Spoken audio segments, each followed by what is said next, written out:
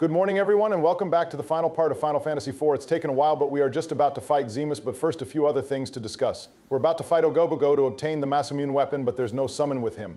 It's basically a stronger Leviathan, but at this point, with the adamant armors and leveling up, there's no real harm in this guy. Just use regular attacks and the Bahamut summon and you'll be fine. We did want to acknowledge the comment questions we've asked over the last 3 parts before going into the main story again. From part 10, several people commented on the questions giving answers, such as Cecil from this game, Red 13 from Final Fantasy VII, along with Torgal from Elder Lotus. Do you know a lot of those, Barak? Plus Kefka and Terra from Final Fantasy VI, along with Delita and Ramza from Final Fantasy Tactics War of the Lions.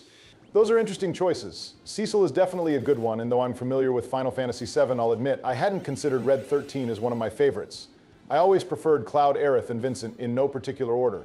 For Final Fantasy VI, those are good choices, and yes, Kefka succeeding at his goal made things very interesting for the rest of the game's story, and I always found Terra to be a very empowering character. I'm not too familiar with the others you mentioned, but I've heard good things about the games they're in. Maybe one of these days I'll have a proper opinion on them. Along with that, thankfully, the comments restrained themselves from saying all of the crimes they would commit during a purge, so I'm glad they kept their focus. Okay, I think that's it for that part's answers. For part 11, I don't think anybody actually answered it. The question was what roasts you would come up with for the 4 fiends, but we didn't get any responses. To be fair, even Ben, the alleged roast master, was having difficulty with them, so we can't expect there to be much material there. That's all right, but Donald, I am for sure the roast master, though even someone with as much roasting skill as me has difficulty with some of the characters we've fought, especially when some of them are just color swaps of existing boss fights like Leviathan and Bahamut. I will say the Lunar Ruins in some of the other versions also has a lot of recolors since they have lunar versions of the summons, so there's quite a lot of repeated sprites there. Of course, there are some new weapons and enemies, but the majority of them are the same. Granted, we're not seeing those anyway, so it doesn't matter as much for this playthrough, though. If you saw it, then it would only strengthen your point about fighting recolors, even if their battle strategies are different. Do I even want to ask what the abomination we're fighting is supposed to be doing here? I can't see a reason for this existing, much less being an enemy. Honestly, I have absolutely no idea. This has no real explanation for being here that I'm aware of. There are going to be a few other unique enemies based on Zemus very soon, but this is a very weird design. We're just going to get rid of it because, honestly, it probably wants to be destroyed at this point in its life if it even is considered alive. All right, everyone, we're moving on to the real main event for today. I don't care about Zemus or saving the world or anything. I just want to read off the comments for part 12, which was the favorite ice cream flavor. There's chocolate and strawberry, which are both classics, along with the bomb pop, which I'm sure Barak would really like for no reason in particular. I have to say, as you all know, chocolate chip is my favorite for sure, but really I'll eat in any flavor as long as it's ice cream. I once filled up the whole freezer with them, and when I couldn't fit more, I had to demolish one of the White House rooms that was used for managing security or something I didn't really care that much, and made it into a room full of freezers just to put in more ice cream in case I ran out from the first one. It's still getting a lot of use, and I'm not sure how I'm going to transport them when my term is over. If Kamala wins, then I'll just stay around and eat ice cream all day instead of 7 hours a day like I do right now. All right, we didn't need to hear any of that, but thank you for sharing. Donald, if you win the election, please be sure to get Joe away from whatever room he got rid of, since I can't imagine that's a good use for it. More importantly, those were the end of the questions, and now we have to prepare for the final battle. There's a lot at stake, and we need to be sure we can win. Even though the characters are at good equipment and at a high level, there's still a chance we could fail, and I need everyone to be thinking about the future of the world here. And yes, Joe, you were right. I do like the bomb pops the most, but that's really aside from the point. We're with you, Barak. It's about time we show Zemus what the warriors of this world can really do when they work together. I'm talking about in game, because in the real world there's a lot that we have great difficulty with alone, much less together. I don't really have anything encouraging to say, so I'm just getting one of my chocolate chip ice cream cones while the main story and battle comes up. You've got this, Barak. You've done well before this point, and you can keep it going through the end. Yeah, what everyone else said, you got this. All right, everyone, it's time to focus up now. Fusoya and Golbez are about to launch their attack on Zemus. It's basically a fight between most of the game's Lunarians at this point. This guy looks pretty threatening. I wonder who made the outfit that he's wearing, or how he's just kind of levitating there, since it doesn't look like he has legs.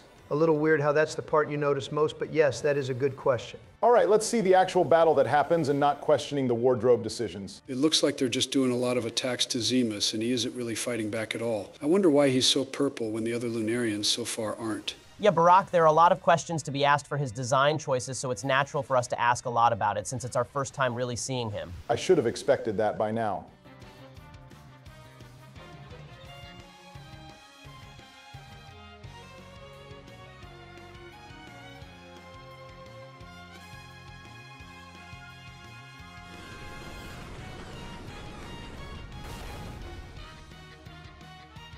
Hey, I'm pretty sure that's the meteor spell that Tella used and died from. That seemed to have beaten him. That was a great game, Barack. I'm glad we watched you play it for so long. No, Joe, the game is not over yet. There's still more to do, even though this exact fight is done. I don't know about that when they very clearly killed Zemus right there. It seems the game should be over now. Maybe there's something else we're not seeing that will cause him to still be a problem for us. I'm not sure, though. Ben is right. Just keep watching. Oh, okay.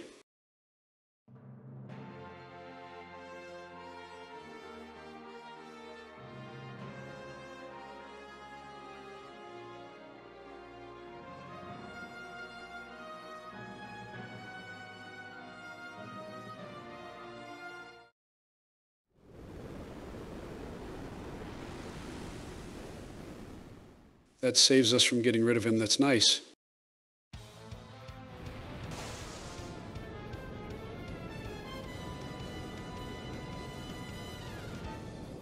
Despite their initial victory, Zemus lived on through his hatred and has become Zeromus and is no longer weak to what he was before.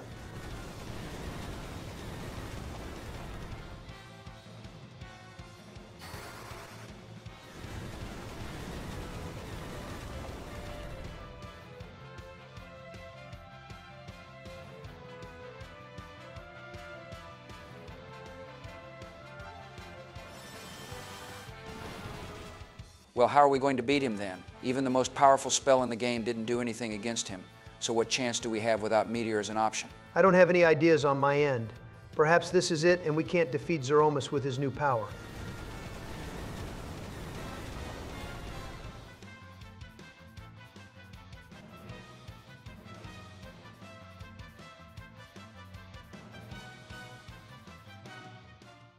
Although the battle may seem over, this is not the end for our journey. Throughout everything, we've learned that many strange things can happen when they make the least sense, mainly with others coming back when they should have been dead. Now it's our turn to come back when it seems hopeless and finish what we started months ago with the beginning of our journey. It would have been nice if these people actually showed up on here to help with the fight, but I suppose them helping from another planet works too. Still, there was enough room on the ship. Since Golbez chose a much worse path, then that's probably why him trying to use the crystal didn't work. Perhaps if Cecil were the one using it, then it might open a way to beating Zeromus. And now our friends are here to cheer us on. Wait, are they actually seeing them? Is this some sort of holographic thing, or are they really helping us by healing the party? And was that Tella? Does he give holograms from the afterlife? Is that an option? This is confusing. I think you're taking this a little bit too literally, but otherwise you are correct. I don't think we are supposed to be looking into it this much. Okay, everyone, it really is time to stay focused. No more skipping or speeding up any fights. We're about to take everything we've learned in this game and apply it here. Not so much the auto-battling and 2x multiplier for leveling up more easily or having Donald cover up the enemy, but how our items can be used. The best magic, the summons, the best weapons and armor we've obtained. We've been through quite a bit over the past 13 parts, and this is the last challenge before we save the world. All right, Barack, we're here for you in the last part. I'm not sure what we can do for you in terms of strategy since you know this game a lot more than we do, but perhaps us just being here will help you in some way I don't really know. I can tell you a story if that would help at all. No, Joe, please do not tell one of your stories right now. Barack has enough to focus on without getting confused to no end by the fictional events of your life. Thank you, Ben. A story from Joe would not have helped me or anyone else. Now that the crystal has been used, it's about to start. I think I speak for everyone when I say it's time to show Zeromus what the Daily Wire and Presidents can do when they work together.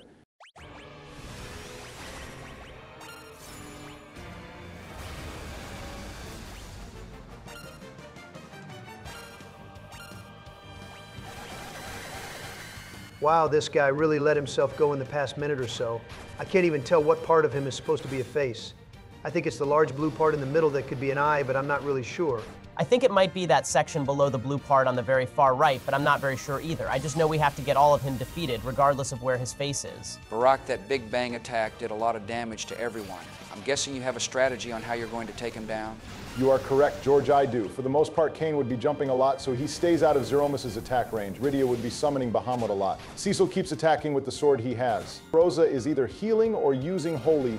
Edge is mainly using items or throwing whatever weapons, mainly shurikens, since there's no other point to having them this far into the game. That being said, if there's a part like now where there is a lot of damage done to the party, I may have more characters using items like Phoenix Downs and Elixirs to get everyone back up. As to what Zeromus specifically can do, there is the Big Bang attack that George mentioned, which just hurts the party by a lot each, so that's why Rosa is constantly healing. Right now, most party members are done, so now the main focus is getting all of them back up rather than attacking. I know it looks bleak, but we can still make it out of this. The other main thing Zeromus does is the black hole, which negates all status effects for everyone. That's why I'm not planning on using slow or protect or haste, since it won't be effective. after he uses that attack. This seems like an actually interesting fight since you can't just auto-battle your way through it. It's nice to see the last fight is a bit more thoughtful on how you approach it compared to most of the ones in the game, having very simple strategies. Kind of weird how this is still the first time we're seeing the main overall antagonist in the game, but otherwise it seems to be a nice conclusion so far. Hey Barack, I thought of an idea that might work for you. Could Edge throw the Excalibur at Zemus? That would probably do a lot of damage. Joe, you spooty bard, that's a terrible idea. That's one of the most powerful weapons, and you're just going to have Edge throw it at him and lose it? No wonder you're dropping out of the election coming up with ideas like that. Actually, that's not as bad of an idea as it seems. The Ragnarok from the last part is more powerful, so the Excalibur wouldn't have any further use at this point. And there's nothing else to fight after this, so we may as well use it while we still can, even if it's arguably not the best use for it. I won't throw it now, but that would be doing a lot of damage for sure. Hey, now that I think about it, a lot more Zeromus using the black hole is actually a good thing. Mainly since it doesn't do anything when there's no statuses for anybody, and it's an opportunity for him to not use Big Bang or anything else that might cause us to lose. It does make it so we're not going to be any faster or more protected, but if you look at it that way, there are some benefits.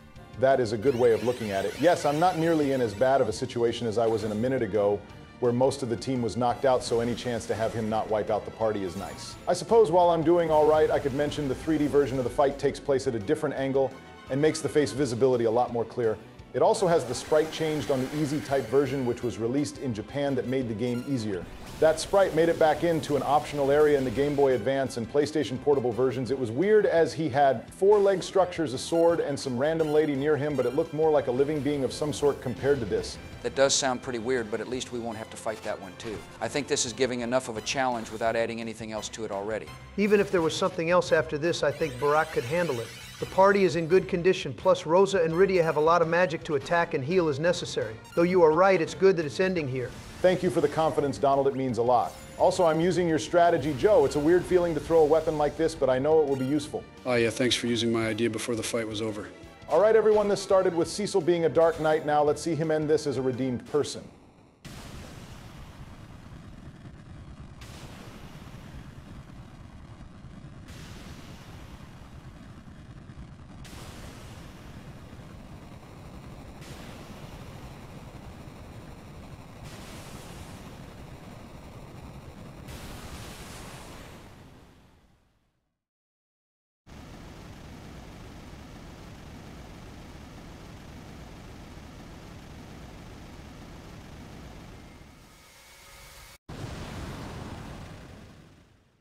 Barack, you saved the world. You did a great job making sure Zeromus didn't spread his hate and control to the rest of the world. Even though this journey definitely had a lot of low points and wasn't all that logical, it was still a fun time. Yeah, I think my favorite part of the game was those dancers at the beginning. I wish I could have seen them dance again, but I'm also glad I'm not reacting like I did before. I think there was a lesson in all of that somewhere I don't really know. The lesson was to not get infatuated with characters in video games, but we all know you're not learning that lesson anytime soon. Probably never being realistic. You are definitely right on that, Donald. He will never change on that. But Barack, you really did well through the whole game, and I don't think you were ever truly in danger of losing with your skills. Thank you for the good words, everyone. While Fasoya and Golbez say their goodbyes, I do think it would be good to have a little bit more silence for some of the upcoming scenes to let the game play without our constant input. Yeah, that sounds fine. We'll pay attention to the game right about now.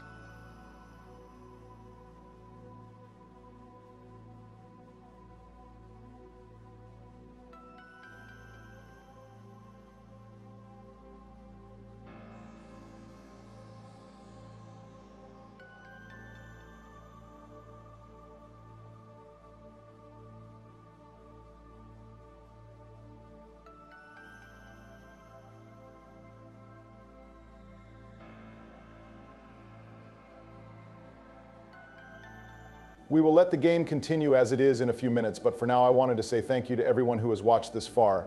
It's been great still getting support by all the views, interest, comments, and subscribing. This has taken a while to complete, but it's finally finished. A lot has happened in our world, with switching from 11 labs to play HT to get our voices out, starting new playthroughs in the Mega Man and Kingdom Hearts games, finishing golf with your friends. It's been an exciting time for the channel, and we're sure it's not done now. There's new playthroughs coming up in the near future, along with the games we've already been playing. And I'd like to thank you all for letting me join on this playthrough. I'm not as used to all of your interactions, so it's great having everyone come together to listen to Barack play a game he likes a lot. I don't know when I'll show up again, but I'm sure this won't be the last time I'm here in one of your games. Oh yeah, thanks for being open to being a part of the playthrough. It must have been confusing at first, but you did add a lot to our conversations the whole time. I'm not sure what's coming up next for the games in the Final Fantasy series, but I'm sure whatever comes up next will be an interesting time, especially with Barack playing as well as he did here.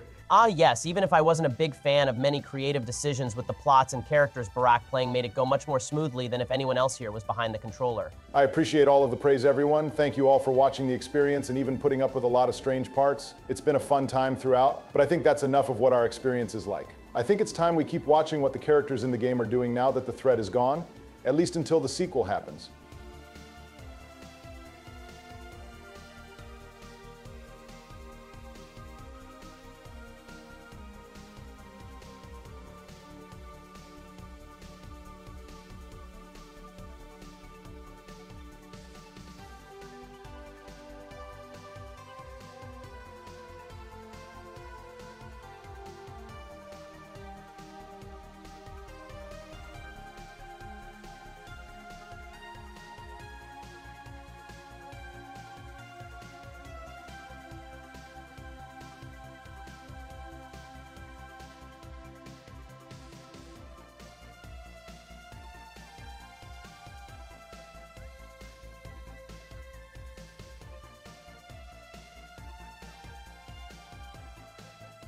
I still hate Edward.